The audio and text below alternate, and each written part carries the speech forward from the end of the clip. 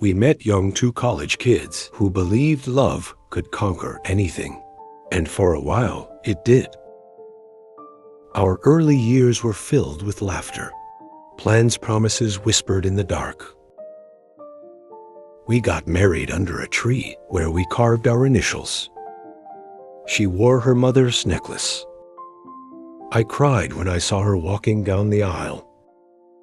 We built a life from scratch. First jobs, tiny apartments. Shared bank accounts, late-night fights that always ended in holding each other. We talked about kids. We mourned the ones we never got to hold. And through it all, I believed we were unshakable. But betrayal doesn't arrive with warning signs. It doesn't knock. It slips in quietly, wrapped in the routines of daily life. I discovered her first affair 5 years into our marriage. A friend saw them, sent me photos. At first, I refused to believe it. Then I confronted her, and she confessed. She told me it was a mistake, a moment of weakness, that she loved me and wanted to fix it. And so I stayed. What followed were years of rebuilding, counseling, promises, milestones. But the cracks never fully healed.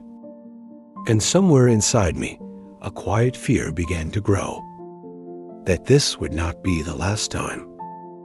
I used to think the worst part of betrayal was the moment you find out. It's not. The worst part is the days that come after, the ones where you try to act normal. I used to think the worst part of betrayal was the moment you find out.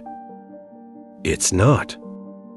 The worst part is the days that come after, the ones where you try to act normal, where you try to laugh at her jokes, kiss her goodnight, pretend her touch doesn't heat burn.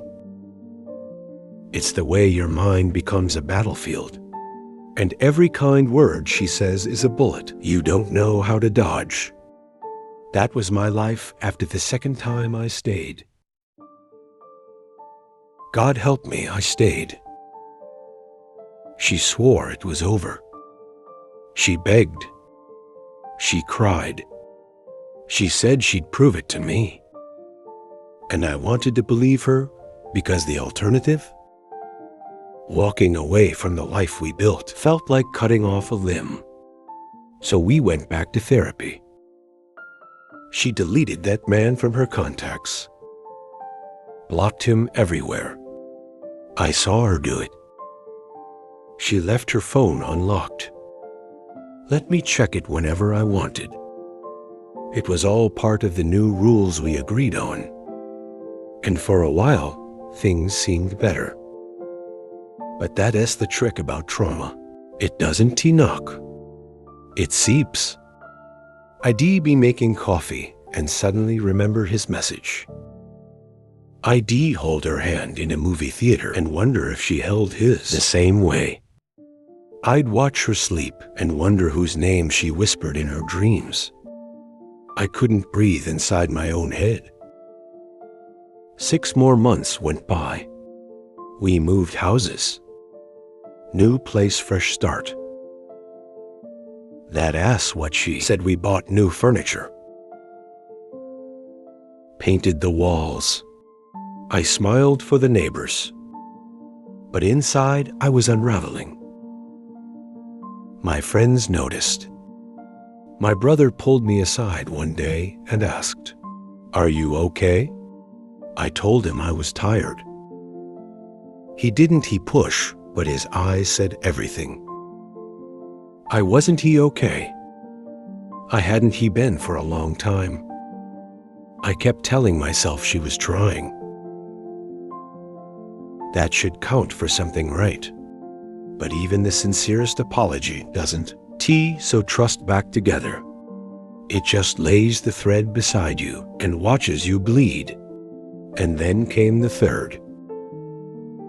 This time I didn't catch her.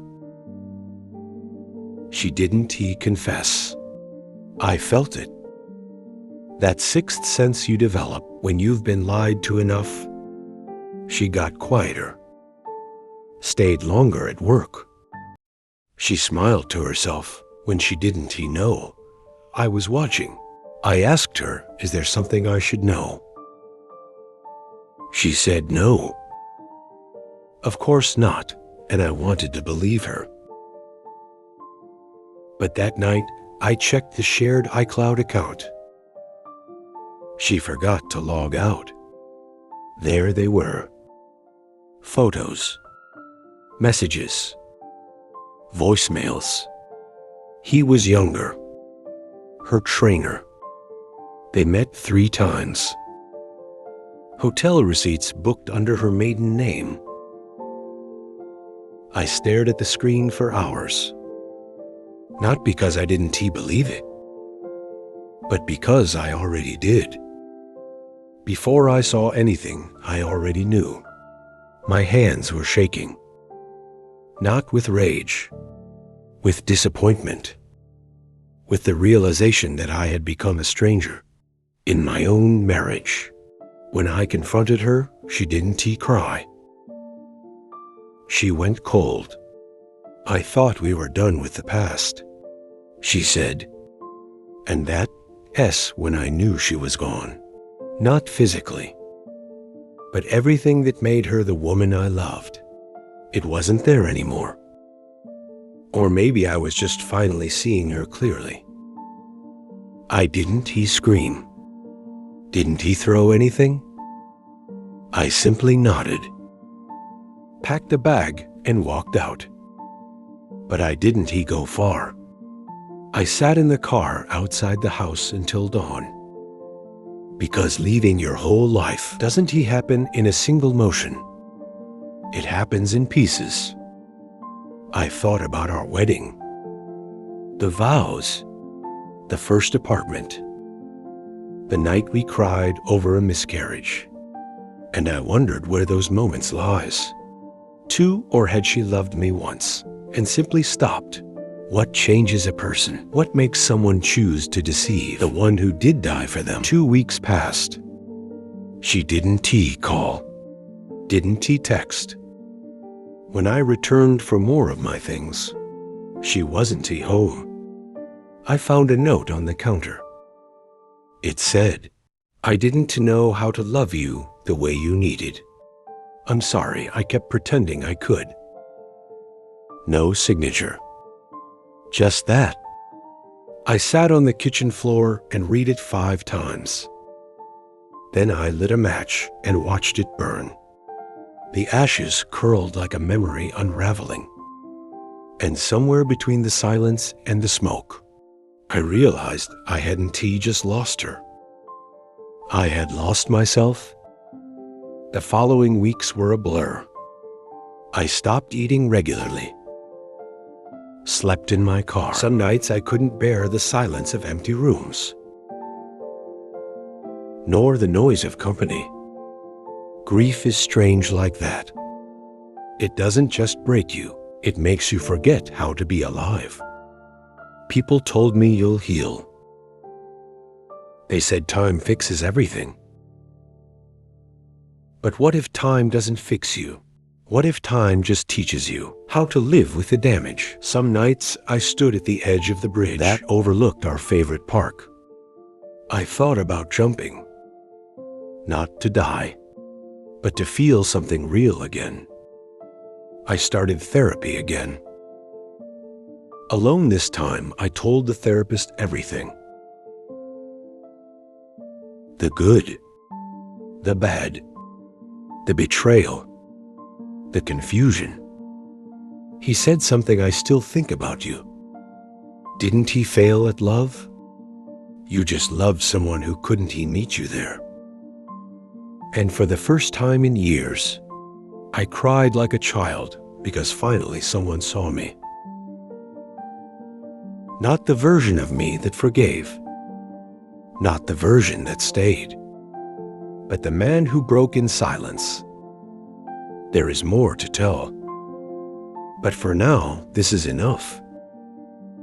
Because before you can rebuild, you have to acknowledge what has been destroyed. And I'm only just beginning to see the ruins clearly. Small orange diamond to be continued.